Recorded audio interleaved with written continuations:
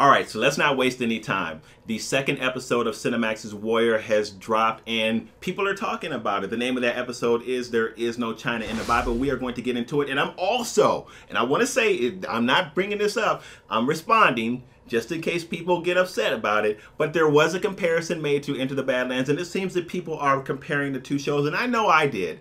But I do want to respond to what someone said in comparing the two shows, which I thought was interesting. I will save that to the end of the video. So, what did you guys think of episode 2? I know a lot of us are fans of the show on this channel, but we're also fans of Into the Badlands, so I'm curious to know what you guys thought about the second episode, because this episode actually brings us a ton of information, but it also does some important things in linking a lot of our major characters in the second episode, kind of pulling everybody into the broader story. So I thought that that was really cool. But what's interesting here is really kind of what's happening with Assam. Now, you guys remember from episode 1, we know at this point that he's there to find his sister. He finally finds his sister and he's like, listen, I'm here to take you home. And she's like, home? I'm not going anywhere. I'm good where I am. I'm fine where I am. And she's really upset with him, right? Because she's been through a lot and he was nowhere to be found when essentially she needed him. He's really kind of heartbroken because that's his whole reason for being there. So he tries to find out how he can go home. He's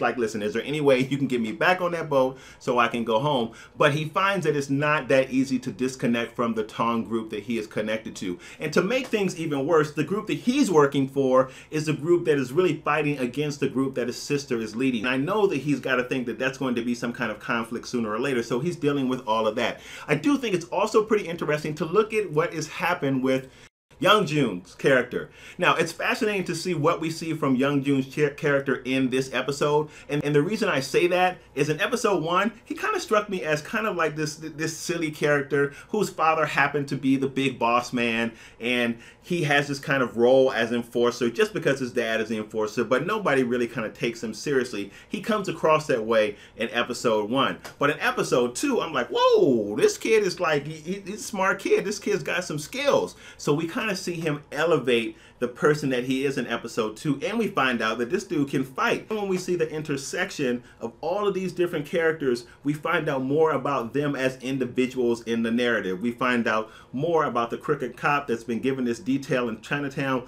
We find out about the new cop, or new in the sense that he's new to the area. I think he was from North Carolina, who was essentially trying to do real police work, right? Like, he's like, okay, this stuff is going on. Aren't we going to do what we're supposed to do? And everybody else is looking at him like, do you know where you are, son? The rules are different here.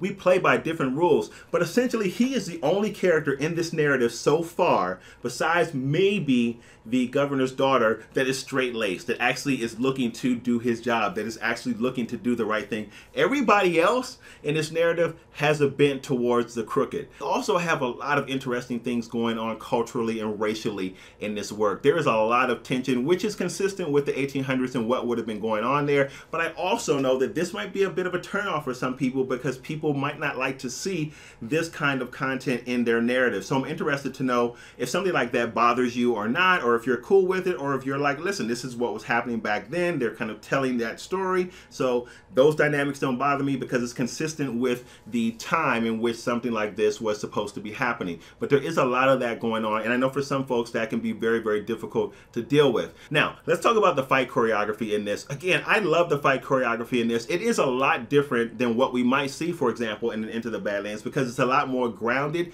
and the fighting techniques are a lot more straightforward, for the lack of a better word. Now, let me stop and say something here about that statement that I just made. Because if you're watching this show and you are a martial arts practitioner, it is arguable about what is straightforward and what is not, depending on what you may have learned as a martial artist. Some moves to you that seem straightforward might not seem that way to those who don't practice the art.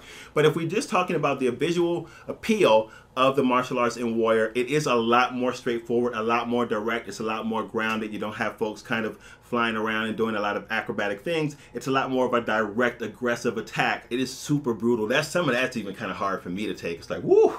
I do like the martial arts execution though, and do I think it's great? I don't think it's great, but I do enjoy it for the most part. One of the issues that I do have with it is literally how it's shot at times. Sometimes it's shot in a very dark way, and that's a little bit frustrating because it's really hard to see the martial arts execution when that's done. But by and large, I do like a lot of the martial arts execution. I think it's pretty good to sometimes being just okay. I think the performances in this are great. And I do think that a lot of the different individual kind of subplots in this are really interesting and gives Warrior the ability to take this show into a lot of different directions, to explore a lot of different things with his characters within the broader story. So there's a lot going on here in Warrior that I really love. I also love the aspect of Bruce Lee's fighting style in Warrior. Now, I told you guys that some people were making some comparisons between Warrior and ITB, and one comparison that was made I have to speak to. Here's what I want to say about the comparison between Warrior and Into the Badlands is being made by a lot of people.